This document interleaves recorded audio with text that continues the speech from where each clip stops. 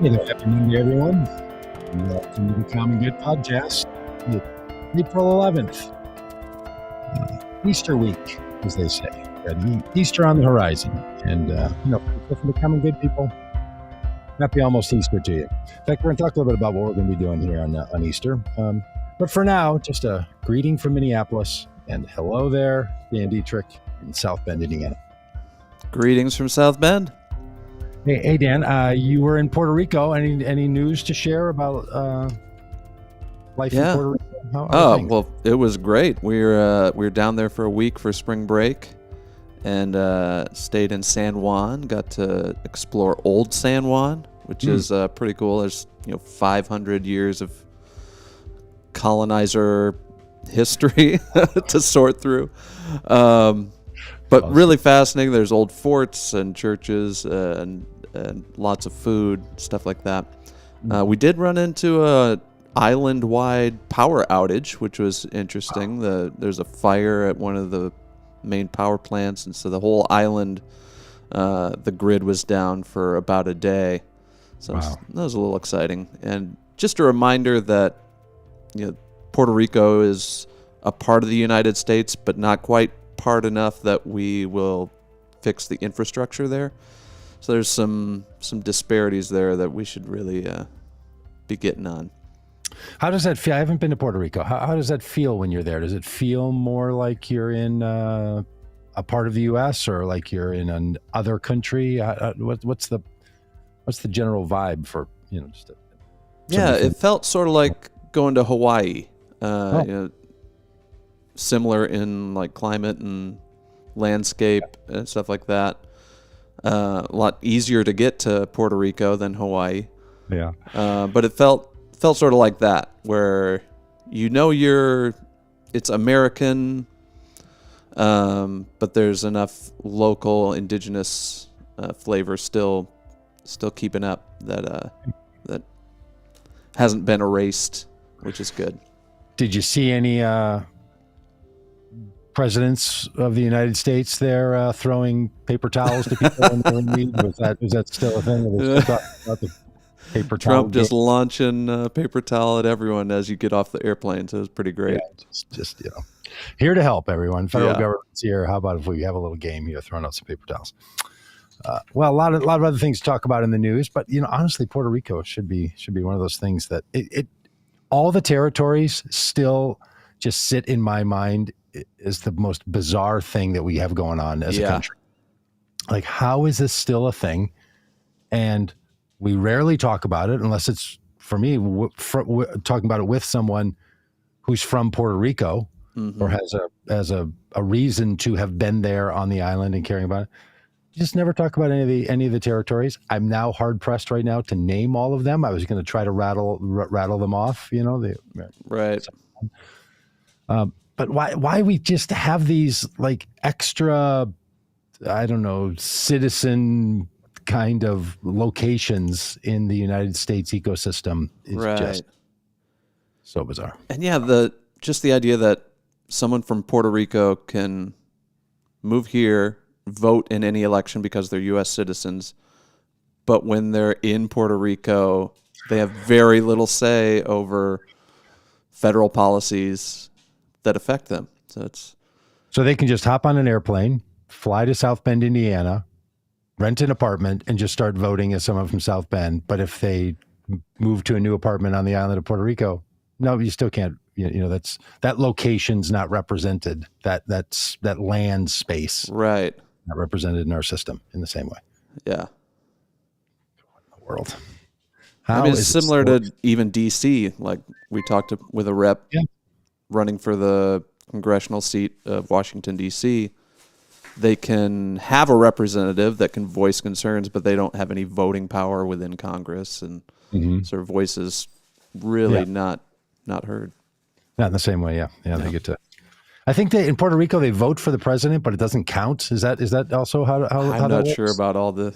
I think it's something like that. They do vote, but they're not part of the electoral college because they're not a state. So those electoral, but I do know that they vote. Anyway, Goofy business. Well, we're going to talk about some other news. And welcome back, by the way. You look tanned, well rested, solid hair, ready to go. Way to go. Well done. We're going to talk about other things in the news. Of course, we're going to reflect on Ukraine. A number of things, going on there. Some states are passing these laws that are often being referred to as "Don't Say Gay" bills, which are actually much more harmful than that cutesy little title implies. We should be clear of that. Where we are with Title 42, and then some recap on the guys that wanted to kidnap the governor of Michigan. And then, of course, if we have time, but we'll start out here with it, a congratulations to soon-to-be Supreme Court Justice Jackson. So really great. I mean, it's such an accomplishment. And I have never seen this before. Maybe this is common and I just wasn't paying any attention. That an undetermined amount of time between the confirmation of Ketanji Brown Jackson as a Supreme Court justice by the Senate and when she's sworn in to become a justice, because she has to replace, Justice Breyer when he steps away. And he said, well, I'm going to, after this season of the Supreme Court, when these cases are done. So in the fall, then he will retire, announced it, telegraphed it way ahead. And so now she's in this in-between space of having been confirmed, so nothing holding her back, just awaiting her Supreme Court swearing in before she takes on that job. Just there's something not funny. There's something quirky about that job. Mm-hmm. Like, I wonder how they do it. Obviously, the swearing in ceremonies, some of us have seen those. But there must be they get like a employment contract or they sign their name to something. You know what I'm getting at? Like there's got to be some formalized agreement that she's going to sign at some point. Mm-hmm. I guess by the time she's a federal court judge, so she's probably done this in her other judgeships as well as she's graduated up. But it's kind of an interesting little reflection on how our system works and how someone becomes a Supreme Court. Court. And what do you do in the meantime? Does she just take a little vacation, or do you keep working? Yeah. Can you keep working once you? I don't know. Good point. Is she still functioning does she still have her daily federal judge duties, or is she going to take a little time? Boy, this would be maybe she's probably available. A good time for a vacation. You're about to start a lifetime long job. Maybe take some time off before you start.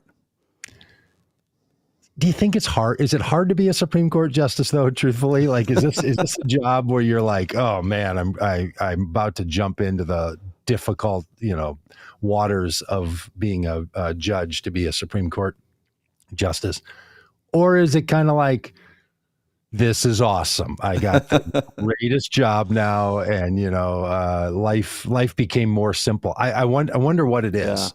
Yeah. I mean, people clearly take it. There's an honorific narrative to it.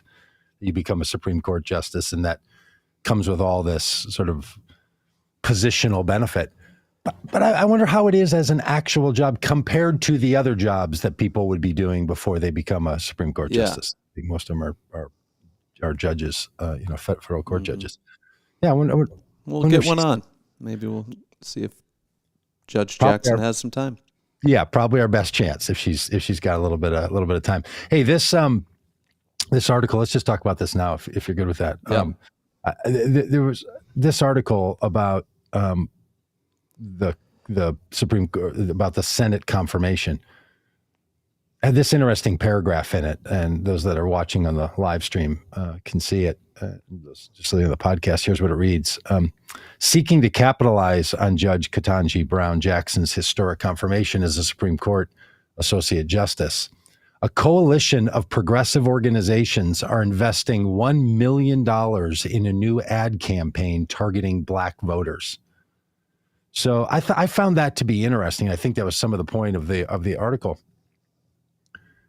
When people talk about these Supreme Court battles being political, they don't only mean what's happening in the confirmation process. They don't only mean what will the justice ultimately rule on certain cases. There's also a narrative that's being created. And the fact that there's a targeted media and advertising campaign outreach to Black voters to remind them that Joe Biden's administration fulfilled its promise. That's interesting. It's one of the ways that these Supreme Court nominees are used in the political flow and in the political system. Look, I'm glad they're doing it. I'm glad he fulfilled his promise. I thought it was a good promise. All of that's fine. But something about it just is like this. Feels weird, right? To milk it in that way, like to capitalize on it, just to make some political capital out of it. I don't know. It does feel just a little bit slimy, huh? Yeah, it does to me. And it, one of the things that I was taught early on, and we all were, but I captured my mind, was this notion of the separation of powers, that the people of the United States, that we the people, it's our government, and that we actualize our government through three federal equal branches, the legislative branch, Congress, the executive branch, and the judicial branch. And they're supposed to be equal. And they just never feel like they are, right? They always, it always feels like that judicial branch somehow is something else and is more tainted, and it can't have the influence on the executive branch or the legislative branch the way that the other two can have their effects on the judicial branch. And I don't know. So every time it sneaks in to the benefits of the judicial branch, especially with the Supreme Court, the benefits being paid to the legislative branch or the executive branch.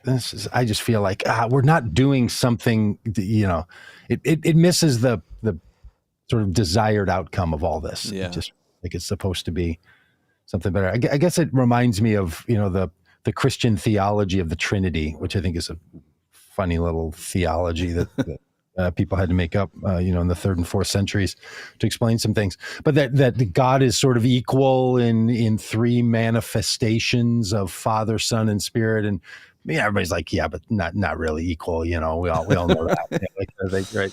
The Holy Spirit's kind of at the bottom of the heap there. Totally. It just feels like there's an aspiration in that theology or in this imagination of the American government. So congratulations to Ketanji Brown Jackson, soon to be Associate Justice of the United States Supreme Court. Yeah. Well deserved. She's going to serve this country well. I'm so glad that there will be she's going to serve for a long while, all things going the way they're intended. It can be an entire generation that grows up with her as the norm. Yeah, that's really beautiful. That's what I felt about Sandra Day O'Connor, that she's now long retired. But, like when I was a kid, maybe high school or something, she was the woman nominee by Reagan. And like that marked my sensibility of thinking about the Supreme Court and the role of women. And like, it's significant. And, now, our Supreme Court with some of the justices, it looks quite representative. It's starting to get there. Even some of the justices that I don't, tend to agree with most of the public things that they write about. It might agree with a lot of their rulings because you don't really hear all that much about all the political all the rulings of the Supreme Court, just the ones that have a certain cultural or political narrative to them. Right. Yeah. Representation matters, and it's starting to look a little more like America looks, which is a good thing. Mm-hmm. And just her demeanor through the whole brutal confirmation process. Jeez Louise. And the stark difference between her and like Kavanaugh screaming about, various things and liking beer, and like just two very different people. And I'm glad to have her on the court. Yeah. And look, I mean, I'm no Kavanaugh fan, but I'm kind of glad that also different temperaments and personalities are there. I wish, his temperament was more under control. He seems to be an off the rail sort of fellow in public more than someone in a professional capacity should. And And I like her sort of vibe too. You know, she's got that thing going on. She's that it's not just one way of viewing the world or approaching the world, and certainly not with the sort of bulldog attitude of a Kavanaugh or even a Gorsuch.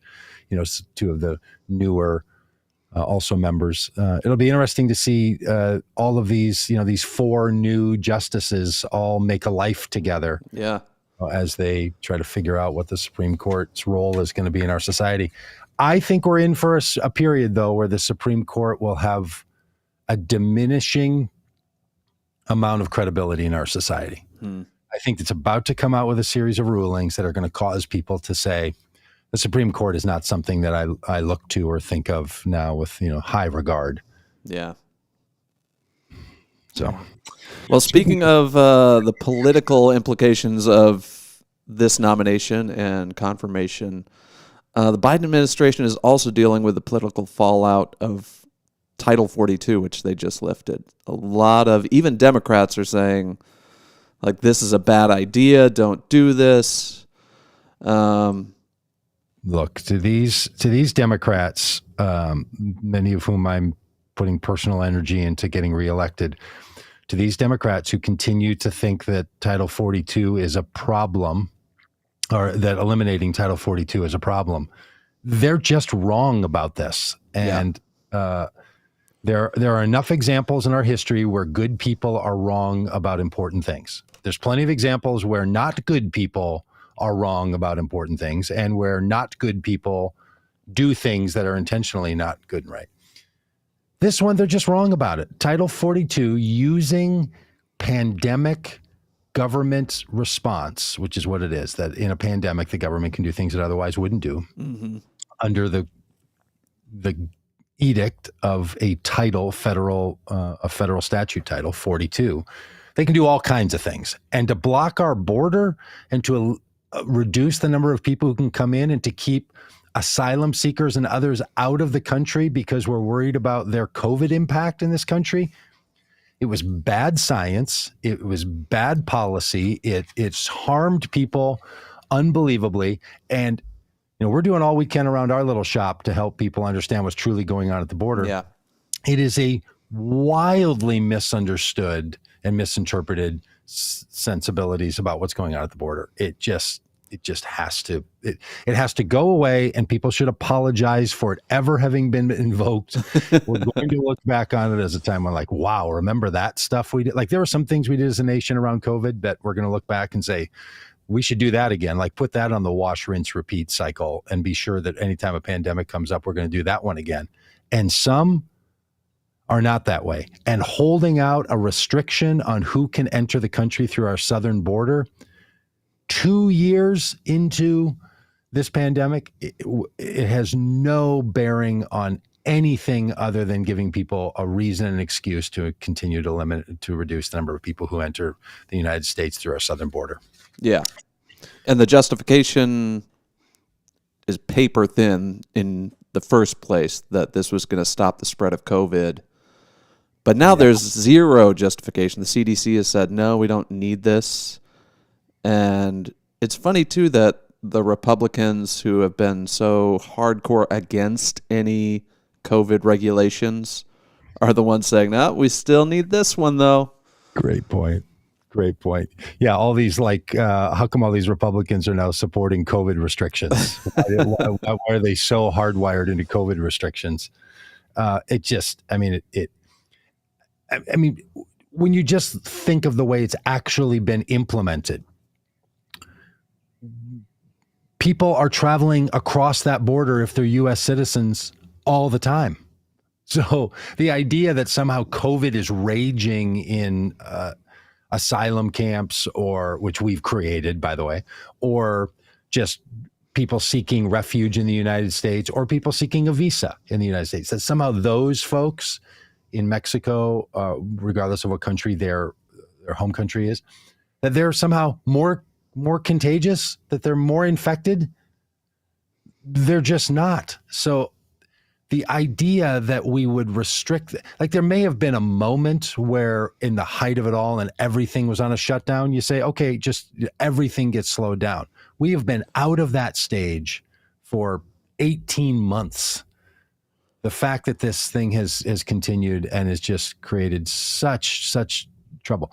And look, even the Democratic senator from Arizona is talking this way. Yeah. And Mark Kelly's just wrong about this. He's right about enough things that I think he deserves support, but he's wrong about this one, and we should help him get better about it. We should help him get right on it. Yeah. There's just Yeah, even if there are political ramifications, this is the wrong thing to keep in place. It was wrong to start. It was wrong to continue. Biden sort of tried to get rid of it early on and then was sort of like, oh, whoops, we can't. The court said we can't drop this policy. Finally, they figured out how to get rid of Title 42. And the thing is, it was not just wrong policy, it was illegal. We were denying people the right to seek asylum. yes. All international treaties and policies say you have to allow people to seek asylum. And the way to do that we've set up is you have to step foot on U.S. soil, and then while your case is being processed, you have the right to be here until we say you don't. But we skipped all that. We preempted all that. And the reason it's not prosecuted as a crime, or there's not lawsuits forcing the United States to stop doing something that's illegal, is because under Title 42, a long-term existing statute that allows the federal government to do things unusual that would normally the government can't do, but you can do as long as Title 42 is in place. That's why Title 42 exists, to allow the government to do some things in certain circumstances that it couldn't do other times.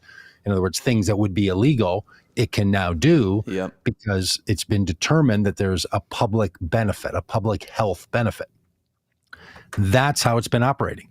Everyone who knows how the Trump administration first put Title 42 into place and then how the Biden administration has supported it knows that they were just the Trump administration was just hunting for a reason to limit immigration. And this fit. Look, the Trump administration was not running around saying, what do we need to do to limit people's movements for COVID, right? They were working against all of that thing. They were saying we can't be slowing down the government. We have to open schools. We have to open everything, get everything back going. So why would they do this about the border? Not because they're worried about COVID. Even the CDC was saying that's not something you have to be concerned about any longer. And the other problem is that Title 42 impacted more issues than just the border. So there were some things that they wanted to be able to do at the federal level, greater level of interdiction into things happening on our border that all fits under this statute, Title 42's in being invoked. And it just so happens that it also means that we don't have to deal with asylum seekers. The Trump administration, by their own statement and by their actions, decimated the system that allowed migrants to come into this country, whether they were coming by visas or they were coming by refugee status or asylum seekers. They decimated it because they don't want the federal government to be able to do it, to be able to process people at the same level. Yeah. That's why they did it. So that's where this fits. And frankly, that some Democrats fear political fallout from this makes it even a worse reason to not lift Title 42. For the love of it all, political friends and politicians and elected officials, this is your time to lead. Yeah. This is not your time to say, well, I don't know how people are going to feel about it. Suggest to them new ways to feel about it. Right. On this issue. Tell them there's a different way. If you have constituents that are thinking, I think Title 42 is keeping us safe, start a campaign to share with them that it's not. Don't sit back and say, well, people aren't going to understand it. People are going to think it's too soon. Get out there and lead, or at least work with groups like ours that are out there trying to help people see that this isn't something you have to do. This is the place where politicians are always struggle. And they're not the best at either of these, which is listening to their constituents or leading their constituents. It's first of all, you have to choose and you have to be good at them.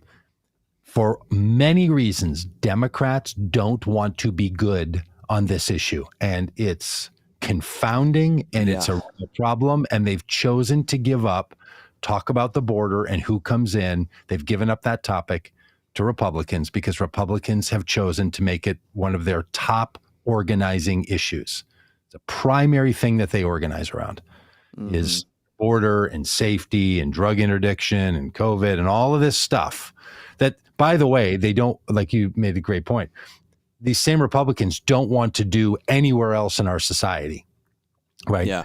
They only want to do it at the border. They don't want to stop pharmaceutical drug companies that get people addicted to fentanyl. They just want to stop the flow of fentanyl across our border. They don't want to intervene on drug and gun usage. They only want to stop it from coming across or going across our border. Yeah. They don't want to actually deal with search and seizures in people's lives. They just want to do it on the border. So there's this idea that what's going to happen on the border is going to be good for Republicans and not good for Democrats. And this may be a generational shift, but Democrats need to become the champions of what our immigration policy is in this country, instead of saying, well, that's kind of a Republican issue. And that's what they're doing. That's what this article is about. That's what all of these nervous Nelly Democrats that are worried that's going to cost them on election day. Well, get out there and make sure it doesn't cost you on election day. Right. And this idea that, like, if we just pick up the Republican talking points, they're going to somehow win over Republicans to their side. No, that's not going to work. Yes. So pandering to the right isn't going to get you more votes, but doing the right thing might actually get some votes. And at the end of the day, it doesn't matter. Just do the right thing. This idea that we have kept at bay some crisis by having Title 42 is just false. The crisis is just one step over the border. Right. We've kept people in a much less safe environment where cartels are preying upon people. And I see our friend Alma Ruth in the chat. She says, hello and blessings from the Mexico border. McAllen, miss you guys already. And she's doing the work down there that is necessary because of things like Title 42. Yeah, she's firsthand on the scene, sharing regularly. You should follow her on Instagram and other social media if you want to learn about what she's saying. That Title 42 is making asylum seekers stay in Mexico, and that is causing them to develop relationships with a whole lot of people that you don't want asylum seekers having relationships with.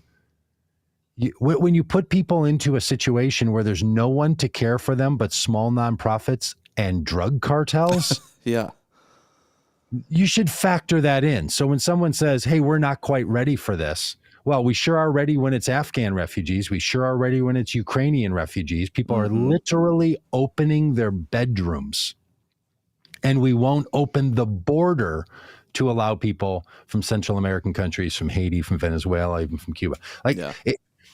It's not that the United States doesn't allow people to come in as refugees. We totally do. We spend a lot of time and energy on that. There's a selective process that we should have, but that biases towards some and away from others. Yep. And that's one of the things that this all starts to raise. I see Barbara is raising this issue right now. She says, what about the wave of Ukrainians who need to come? Here in Ohio, you would think we were part of a southern border state, but how many waves of influx can America handle at once? B2 Omicron, which is the current most spreadable version of COVID, still growing in the Northeast. Home tests are now inhibiting numbers. I'm trying to point out there's not only one path of problems. She says, well, Barbara, great question. I've thought about this myself a lot. And I'll just say to your question of how many waves of influx can America handle at once?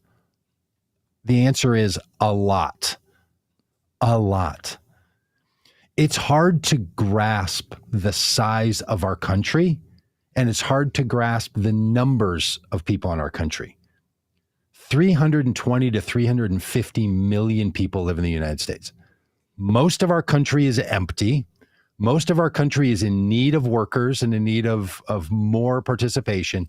And the birth rate in the United States is on a decline or even sometimes at a negative rate, meaning more people are dying than are being born. So we have a lot of room for a lot of people to come into the United States. Mm-hmm. One of the talking points that seems to ring true for a lot of people is the country's full. It is not full. It's not close to full. And full is not a measure of a population. There's not an occupancy number like in a hotel where you say, well, all of our rooms are booked. We're full. That's not how it works in the country. In fact, we have so much need and room for expansion. More and more people in our country will help across the board. People are looking at unemployment issues right now. Know that our current unemployment problems and so many of our supply chain issues and so many of our service-related functions in our society are being damaged because our immigration numbers for the last 2.5 years have been far too low. It's going to continue to be a problem, and we have to get it solved. Yeah. There is more than enough, and the federal government has absolutely more than enough resources if they choose to apply them. So just my own awakening on all this is the recognition that the scarcity narrative, that somehow there's not enough, and if more people come in, they're going to take it, and you can apply that from jobs. You can apply that to, number of beds that are available at a asylum camp, the amount of the budget of local governments that have to pay for, new people living in our country. All of those things are not going to be negatively impacted by more people coming into our country, whether they come in as a refugee, meaning that they were declared accessible to the United States before they got to the United States shore, or an asylum seeker who is an individual that asks for admission to the United States because of special cases, but they have to be in U.S. soil, or they're seeking a visa. All of these things, all of these pathways in, we have room for so many more. Like, to be pro-immigration is what I think the Democratic Party should be. And if they're not going to be it, some movement should be pro-immigration, should be not only saying, of course, we should let people in and stop doing horrible things on our border. Full stop, we should do those things. But we should also be like, here's why immigration is good and we need more. Yeah. Back in the 1890s, they used to run ads in like Ireland and Sweden saying, come to the United States. We need you. We knew there was going to be whole sectors of the land that needed to be populated and taken over. Now, dark history to all of that was land that was already owned by indigenous peoples. But once the decision was made to acquire the land of the United States, they had to be filled. So we went out and recruited people to come. In fact, the United States still goes to some countries and recruits certain workers, often called knowledge workers, to come to the United States, and can't get enough of those people. We need a positivist view of immigration in this country. And it doesn't exist. And every time our Democratic elected officials say stuff like, well, maybe the country's not ready for us to lift Title 42 because we don't want all these asylum seekers coming here. Look, just ask your own family story. When did your people come here? I mean, it works. That's the thing that gets me. It's like most families, unless they're indigenous and have been here for thousands of years, have an immigration story. Right. Or unless they were forcibly enslaved and brought here against their will. That's another sad, dark history to our country. But so many people have a celebrated immigration story where their great-great-great-great-grandparents came with pennies in their pockets and made a home for themselves here in America. And I know I've made this pitch before, but when we were in Del Rio and we were watching people, asylum seekers, trying to come into this country in the little town of Del Rio, Texas, I was like, this will be the Ellis Island for a generation of people who came. And instead of telling the story about that the boat crested the seas and saw the Statue of Liberty saying, give us your tired, you're broken, and those who yearn to breathe free, they see militarized borders and the U.S. government basically saying don't come, and then a bunch of social do-gooders making it possible for them to come. We're creating an entire Ellis Island story that should be being celebrated. These people are heroes to their families and heroes to the future generations. That's the story we should be telling, so that when they're, I don't know, in 150 years, when some version of Ancestry.com is running some ad, in the chip embedded in our grandchildren's brains, they should be able to say, like, back in the good old days, when your grandparents came here and they had to cross a river, they had to swim the river to do it, not be welcomed off of a boat and granted an additional last name if they thought their last name was too hard to pronounce. Now we just run them through a level of scrutiny, making sure that they are who they say they are. I mean, the difference in what we did in the 1890s and even through the 1930s to some people in the United States, not to all. Boy, if you were Chinese and you tried to come to the United States in that period of time, nope, you were not coming into the United States. So we've had a broken relationship with this. But we do have a narrative that says this is a country that welcomed families, and a lot of our families were welcomed during those times. That's the period we should be in now. It worked to build our country then, and all the quotas and all the limits damaged the country in the 19th century and the 20th century, and is damaging the country in the 21st century. And this is part of what just needs to be championed and talked about and raised up and all the rest of it. Yeah. Yeah, it's a narrative problem. It's a lack of imagination problem. Like this should be an opportunity for Democrats to lead and to cast vision and inspire people. But they're falling back to Republican talking points because it's a little safer. And not only Republican, you're right about that, but also any immigrant cautious talking point. There's a lot of it. I mean, it kind of goes from anti-immigrant over to immigrant cautious. That's the majority of the voicing that you hear in the public space. Then a little bit of pro-immigration, but almost all pro-immigration only comes from immigrants themselves. In fact, all the work we've been doing at Vote Common Good around this issue, because we think it's important for faith voters to, engage their faith and they won't hold to those anti-immigrant and immigrant cautious views. Every time we get into this work, people are like, well, how come you guys are talking about this? Like, you're not immigrants. As if immigration is an issue only affecting the people who themselves are seeking immigration.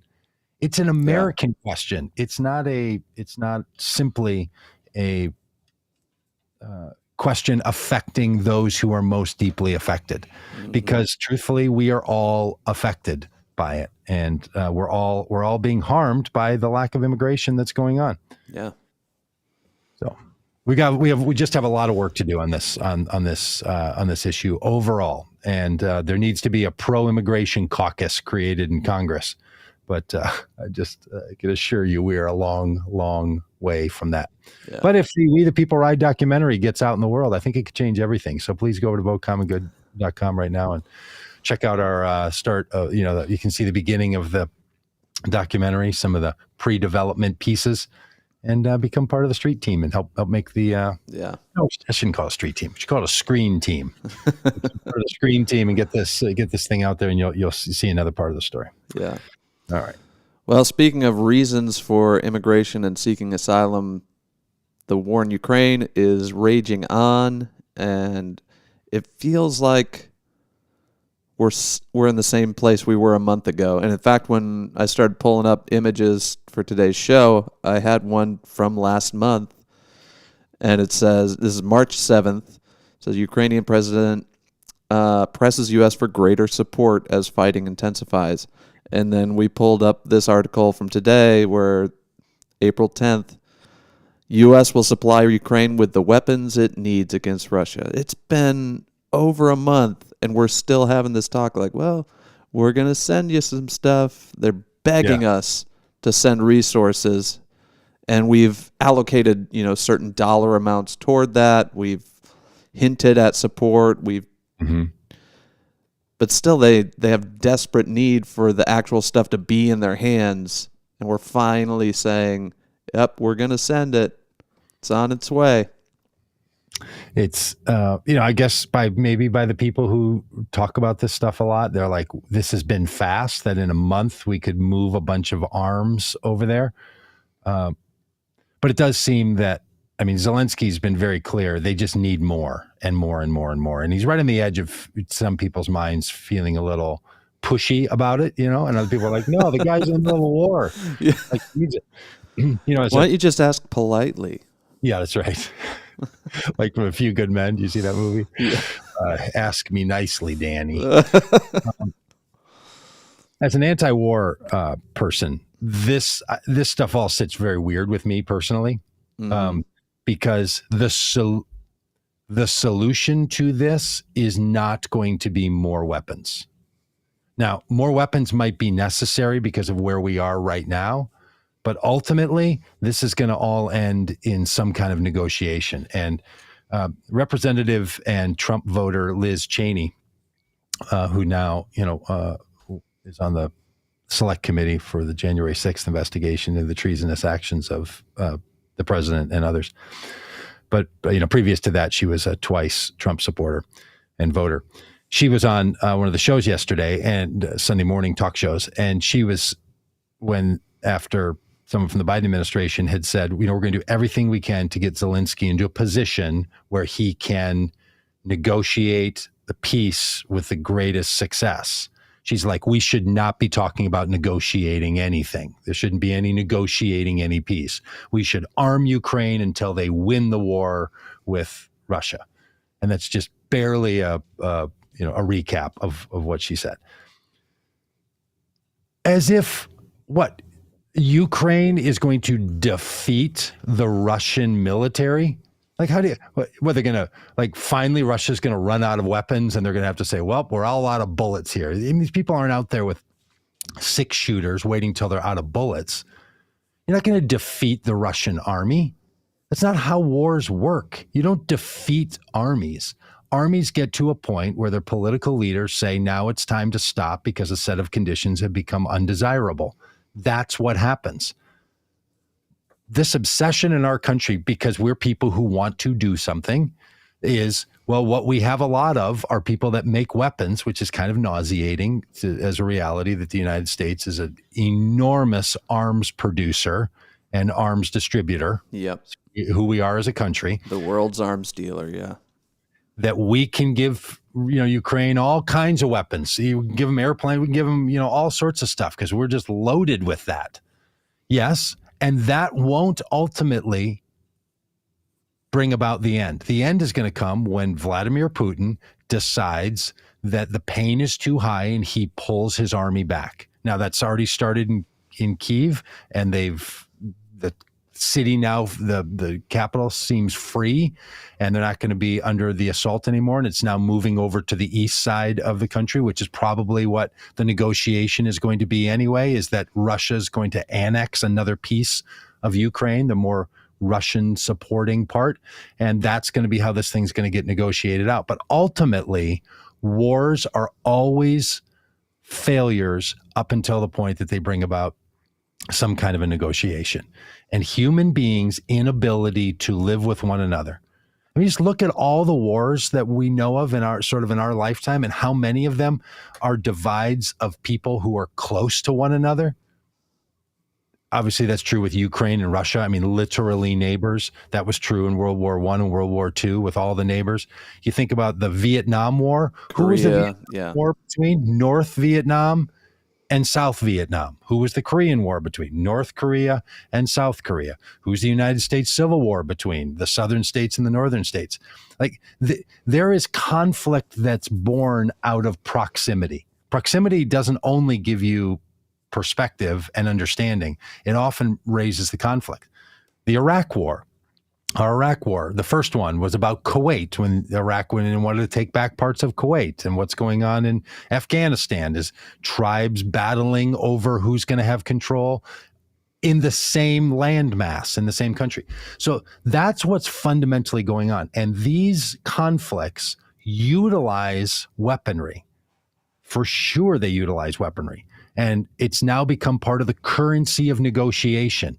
And will Ukraine have a better chance of negotiating in a position of power if they're not running out of weapons to inflict not only damage on Russia, but to keep Russia from seeing successes in what it's trying to gain? Absolutely it will. There's no doubt about it. Yeah. In the end, everyone will say, weapons are not enough. I mean, look, Ukraine has been out-weaponed the entire time, and Russia's not winning. Because Ukraine won't give up. that ultimately that's why, right? And that's why so many of these leaders are coming around Zelensky and being like, this guy's unbelievable. He has embodied the Ukrainian spirit to not give in and to not give up. He's just played it near on perfectly. And look, I have a whole lot of fear about putting a whole lot more weaponry into Ukraine. Every time the U.S. has done this and armed people for some war, think about arming Afghanistan for its battle against Russia.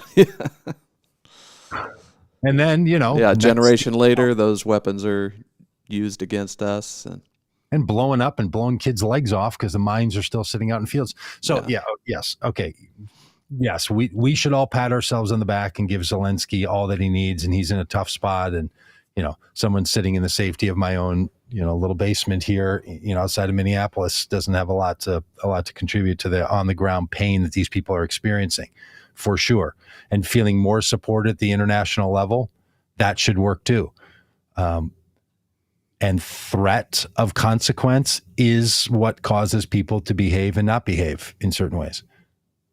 But ultimately, let's not convince ourselves that weapons are the solution, And these are the hard points. This is the hard moments for the give peace a chance crowd that I'm in. Yeah. It's like, I hate war. I hate what's happening, but I hate war crimes more than that. And it seems like Russia, as they take over towns and villages and cities, they're not caring about civilian casualties. In fact, it's part of their strategy to terrorize the population, to make them give up.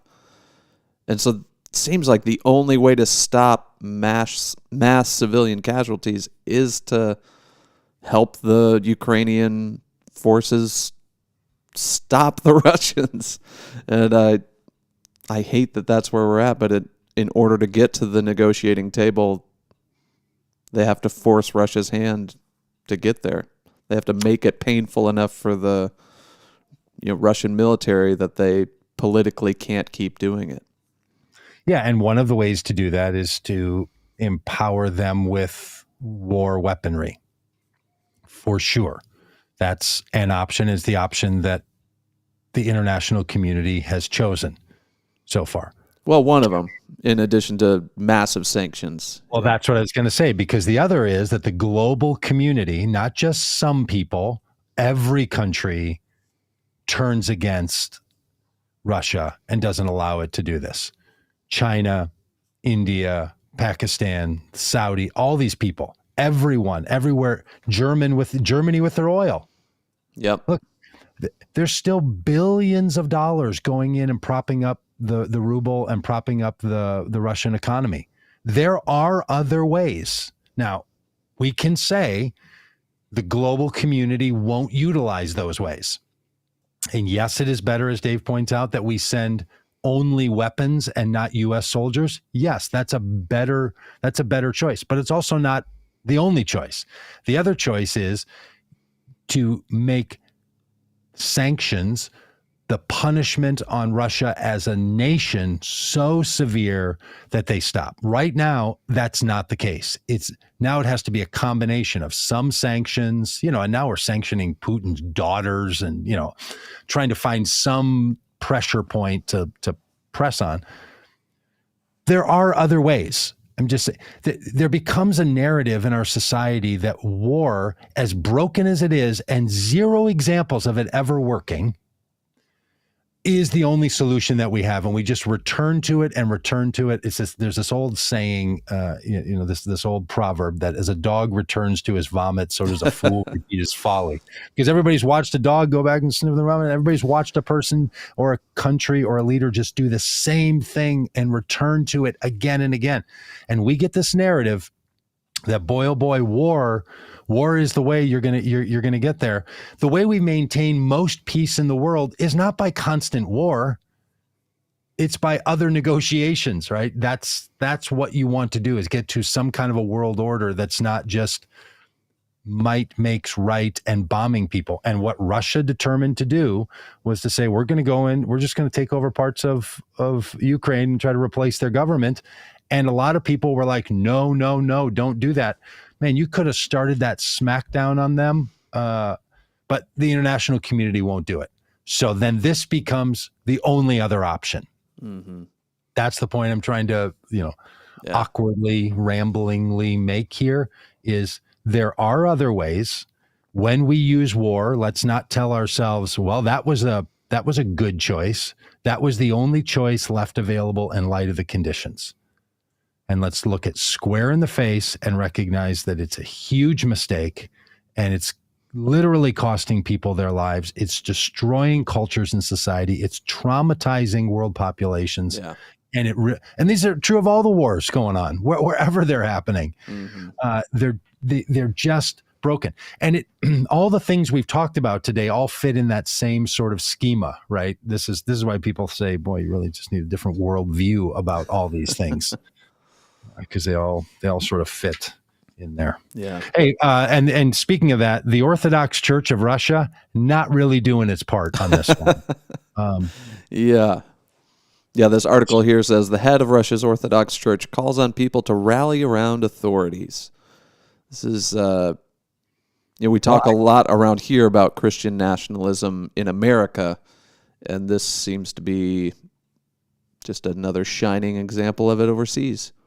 With a fantastic crown hat on for the head of the Russian Orthodox Church. It's a great looking outfit. And yeah, I would agree that the people of the Orthodox Church and of all faiths should rally around authorities and tell them to stop being warmongers. Rally around them and get them to stop doing what they're doing, not rally around them to support them. Mm-hmm. So all for the rally. In fact, reach out and let the authorities hear your voices, people everywhere, but especially for the Russian church. Now, clearly what they mean is to support this, because supporting Mother Russia for the Russian church is a big deal. And it's really hard for me personally, because I'm a big fan of Orthodox spirituality, like if I was more committed to being religious, I'd totally be an Orthodox Christian. I like their theology. I like their structure. I like their function. Like sort of how they get on with the world. And then they do stuff like this. And I'm like, okay, yeah. Well, it should be noted that there are dissenters among the ranks. There's been some priests sent to jail, disappeared for preaching against the war early on. So like in any religious movement, there are different factions. And of course, this one is not a monolith either. So. And we should, remind ourselves that all the sectors of our society, including religion, get captured up in this stuff. And it's not easy or clean for anybody to be involved in these ways. And if you don't, and I'm not sure where the Orthodox Church is, or the Russian Orthodox Church in particular, is on war theory. I don't know if they're generally opposed and specifically, for it in certain environments. I don't know what the case is, but boy, it sure would be good if the religious communities of our world were consistently opposed to war. Mm-hmm. And then when it happens, that they're a voice that has to be included and answered to in the rationale for war, because it's and look, and there's a lot of negative ways that a country can impact another country other than just war, right? So it's not like, if we get rid of war and physical violence and the machinations of militarism, that's going to solve all the interference problems. Many countries interfere in other countries in detrimental ways to the human flourishing of people in those countries. That's not just the war side. So yeah, it's not the only way. But boy, we should just put it in the category of it's just off limits. Like, we all know there's things that you're not supposed to do in war. Kill the innocent, bomb hospitals. We call those things war crimes because we've said some war we're going to determine to be acceptable, and some acts, even in war, are unacceptable. I would like to just broaden that category of what's unacceptable almost to the point where there's nothing in the category of acceptable. And then we can move on. Because people who say, well, no, you're just going to have war. They don't say, well, you're just going to have governments inflicting terrible, destructive pain on citizens, like the United States dropping nuclear weapons on two cities in Japan at the end of World War II. We don't say that that's going to be normative. We don't say go bomb hospitals, because we say, sure, yeah, okay. People make this argument. Yeah, you have to have war for sure. And we're going to build up for it, and we're going to practice it, and we're going to show it off. We're going to have military marches in our cities and all this stuff. Thank everyone for their service when they participate in it. But there's some things you just can't do. And it's actually a lot of things. And it's a lot of things they used to do. Yeah. In fact, some of the things that Putin's going to be convicted of war crimes on are dropping cluster bombs. And for a lot of years, cluster bombs put together, and one blows up and then another one blows up, and they come in a cluster and they cause real damage to civilians and to infrastructure. Those have now been banned and outlawed. Chemical weapons have been banned and outlawed, and using certain kinds of practices, even bombing, power plants in places that you create poverty, unacceptable. Like, we have a lot of rules of war. Mm-hmm. So we can just keep expanding those until we just have no war, no more. That doesn't have to be far-fetched, unless you believe, no, it's just sheer might makes right, chaos, everything's on the board. Mm-hmm. So not to be overly, didactic about it, but it's either you think some things are off limits and therefore all of it can be off limits, or none of it's off limits. But this business, like, some of it's off limits, but we have to have it, I think that's irrational. I don't think it matches, and I think we should be done with it. Yeah. Well, that'd be nice. I just say boo to war. I just say down, thumbs down to war. Thumbs down. Yeah. Down vote. All right. Do you want to say something about the bills that are being put out to try to get teachers to stop talking about? Gosh, we have so much going on. We've got Don't Say Gay. We've got the kidnapping attempt of Governor Whitmer. All right, let's hold off on the Governor Whitmer one until the very end, because somehow it feels slightly lighthearted. It's lighthearted as anything. A plot to kidnap the governor of Michigan, and then those 4 people being either acquitted or hung juried and not be convicted of it is the good news of the day. Right. But to the bad news, Florida, is famous now for passing this what has colloquially been known as the Don't Say Gay bill, and a bunch of other states got in line and said, "Hold my beer. I think we can do this better, or worse." So it's whatever infection this is, it's spreading to other states. It's a growing list of things that Republican governors are telling their local school boards what they can and can't teach. Critical race theory, certain views of economics, now sexuality and gender. Can't talk about this. I thought Republicans were the people who would say school is a local issue, not a state issue, certainly not a federal issue. But local school boards are supposed to make these determinations of curriculum. It's shocking to me that the governor in Florida would tell all districts in the state what they're supposed to do, just on that merit alone. But then the fact that you can't talk about positively about families and how families are constituted.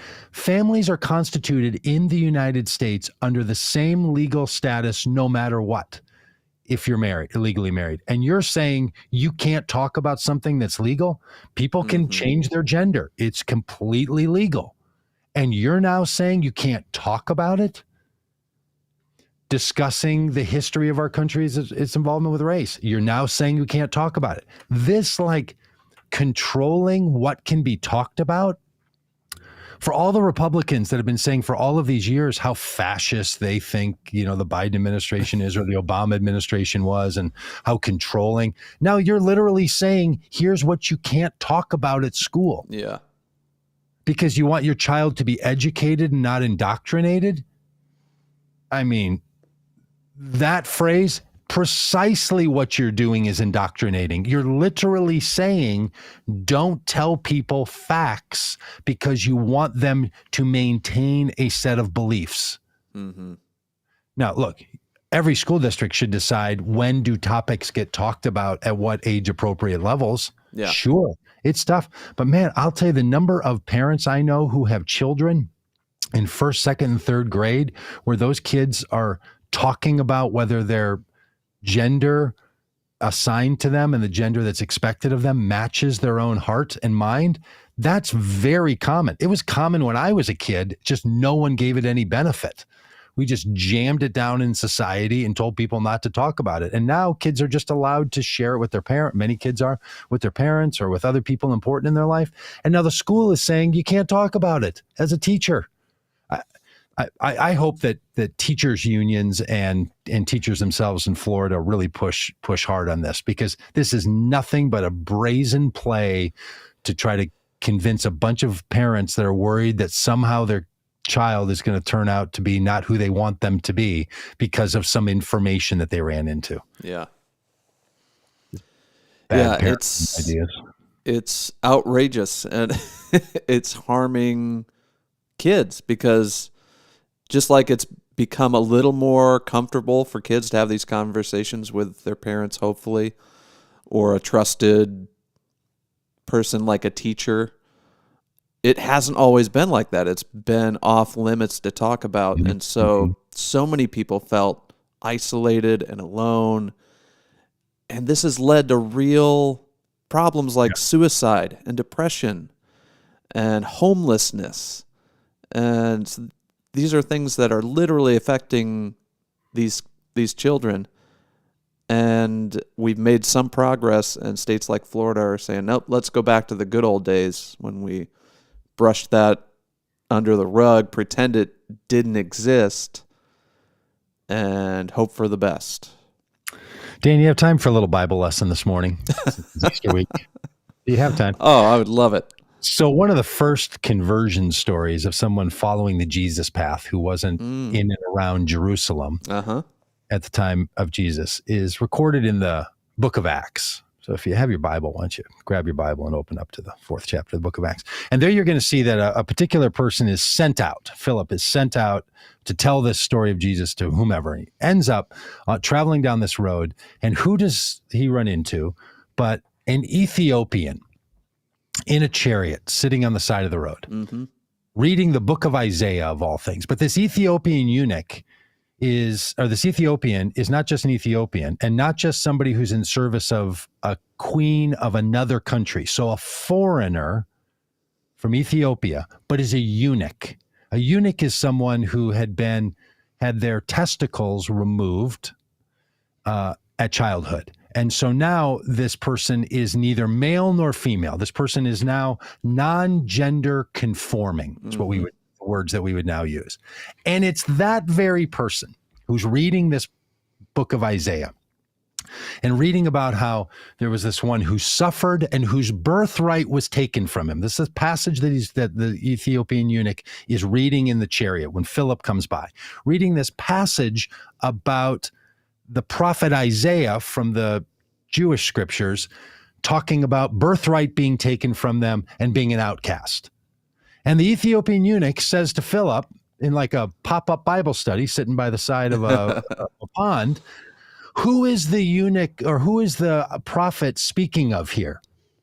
Because the eunuch is like, I understand this story, birthright taken from me, an outcast, someone who feels that they've turned against them, because as a non-gender conforming person who doesn't fit into any of the cultural society, whom is the prophet referring to? Himself, the prophet, or is the prophet referring to someone else? And you know what Philip says? Philip says, actually, you know who the prophet was talking about? He was talking about a future one who was to come, the Christ. And that's Jesus. So I want you to see that the prophet is saying that the one who is without a birthright, the one who has been excluded, the one who has been put out, the one who has been killed, that's the one that you should find identity with in Jesus. And the eunuch says, that's my story too.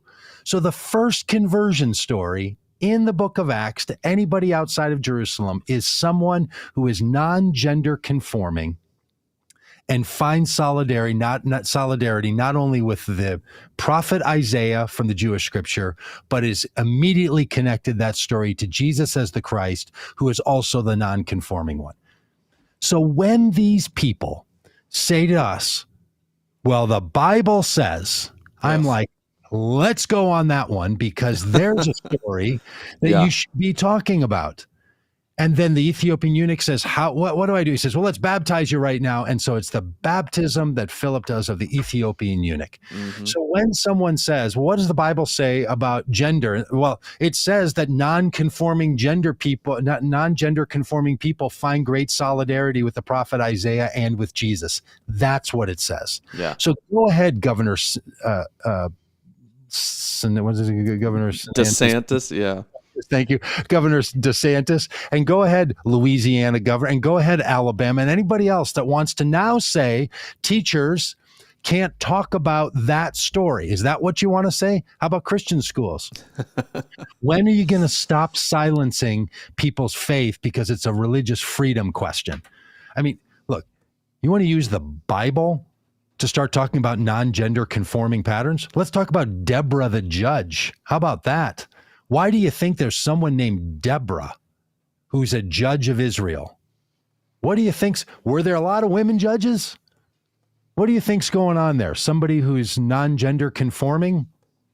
Why don't we talk about Joseph and the amazing Technicolor dream coat that he wears and how this Joseph doesn't hang around out in the fields with his older brothers doing the manly things with their big, strong beards, as the scripture describes them, but instead is at home with his mom in the kitchen. And then when that Joseph goes out to meet his brothers, what do? They beat him, dig a hole, and throw it in him because they hate him.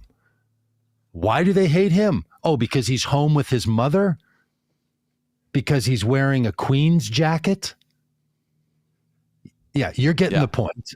Or how about Easter time? We're now going to tell the story this week. I bet Palm Sunday week, somebody sat in their church service and they read this story about the Jesus saying to his disciples, "Hey, we're gonna have Passover. Someone needs to go find the place in Jerusalem for us to celebrate the Passover." And they're like, "Well, we're not from Jerusalem. How are we going to find a place in Jerusalem? Like, we're from Galilee. Where are we going to go?" And he goes, "Okay, go into town, find the man carrying the water jar, and he'll show you the way to the place." Easy throwaway line. Don't think a lot about it. Go find the Culligan man with the water jar. Turns out it's not a Culligan man, but it's a man collecting water. You know who collects water in the first century in Jerusalem? Women collect water. Why is it that this story says, go find the man carrying the water jars and he'll show you the place? Why is the non-gender performing person the one who shows the disciples where to have the Passover meal? So over and over and then you hit the Apostle Paul. I'm going to finish this sermon now with a little Corinthians and some Romans. Then the Apostle Paul says, look, in Christ, there is no Jew or Gentile, slave or free, no male or female. We're done with that stuff. Mm-hmm. There's an imagination that says, let's not be bound by those old stories anymore. So if you want to identify as a Jew, Paul says, fine, identify as a Jew. If you want to identify as a female, identify as a female. But don't put your burden on someone else. So you want to take on these stories and talk about the Bible in the South, and these parents just aren't ready. There's some things we could talk about with all this. Yeah, there's a lot that read the Bible people like to leave out and omit and skip over. And I'll just say, for those of us who still know the Bible and care about the Bible and think that it actually can have some positive influence, speak up, share something, because there's a whole lot of people who think the Bible should matter and really is important to them. And the only people they have to hear from about any of this stuff are people saying things to them that are not true. Mm-hmm. There is so much that we can create about this topic in particular that matches the gospel. In fact, it's very hard to make sense of the gospels where you don't see gender bending happening. Even the fact that the authorities on the resurrection of Jesus that people will talk about on this coming Sunday are women. And the men don't believe them. And the authority in the church becomes women. Yeah. In the book of in the Gospels and then into the book of Acts. So you can do all you want with, your own homophobia or fear of trans people. And I get it. There's a lot. The reason the Bible's so preachy about this is because the writers of the Bible experience the same things that we all do, that people feel a lot of bias against gay and transgender people. So preach the gospel to help them not feel that way. That's what the gospels are doing. And I notice some people are just like, this is bizarre. I've never heard anything even close to it. Fair enough. That's the good news of the Bible. I mean, the good news is supposed to be you heard something that was good and it was newsy, right? As opposed to, I heard the same old thing again and kind of reinforced the stuff I was thinking before we started listening to all this stuff. Yeah. But that's 2 years of a pent-up preacher that doesn't have doesn't have a pulpit. Palm Sunday week. Oh, man. All right. Is that good? It's great. Done enough? Done enough good for the day? Go take a nap. Yeah. Man, some days I feel like our podcast now, hour and 10 minutes, pushing an hour and 11 minutes. I think it's too long, but man, I've been listening to some podcasts like an hour, 45 minutes. At least we're not that, Not yet. We're working at it. I don't have the stamina quite yet. But don't think we can't get there. Hey, if that sort of thing gets you fired up about Easter, and you want to know other things, we're doing a thing called the March for Mercy on Easter with Red Letter Christians, Death Penalty Action, another group called No One Left Behind, and it's going to be a walk in Nashville, because we're going to walk from the penitentiary in Nashville, where they're scheduled to execute Oscar Smith on Thursday of next week. So this Sunday, we're going to gather and we're going to walk from there to the state capitol and ask the governor to show mercy. And we think it's particularly poignant to do it on Easter when people are celebrating the resurrection, which is the response in Christian theology to an execution. Mm-hmm. In other words, to deny the power of an execution, we proclaim the resurrection. So how about if we stop executing people in the first place? That would seem to be an even greater than version of the resurrection. And that would be better for all of society. Lots of information on votecommongood.com. You can find it there for all this. And if you want to put your own little walk together, maybe just you or you and a couple of people, and just find solidarity, we'll be doing it from 1 p.m. to 4 p.m. Central Time on Easter Sunday. And it'll include a rally that wherever you're watching this, you'll be able to watch that rally happen at the state capitol at 4 p.m. We're also going to put up some excerpts of the walk itself as we walk the 9-mile journey, and going to be carrying large images painted by the men on death row at Riverbend Penitentiary we're going to be. And the paintings they did were the Stations of the Cross. So men on death row facing execution painted imagery of Jesus's Stations of the Cross. And those are the ones that we're carrying with us to try to get the governor to stop this. That's another way this can all go. Yeah. So join us for all that stuff. And by the way, we'll be back tomorrow and talk a little politics. And then on Wednesday, a little bit of faith and all the rest. So anything else, Dan, we should talk about? No. See everybody tomorrow. All right. Bye now.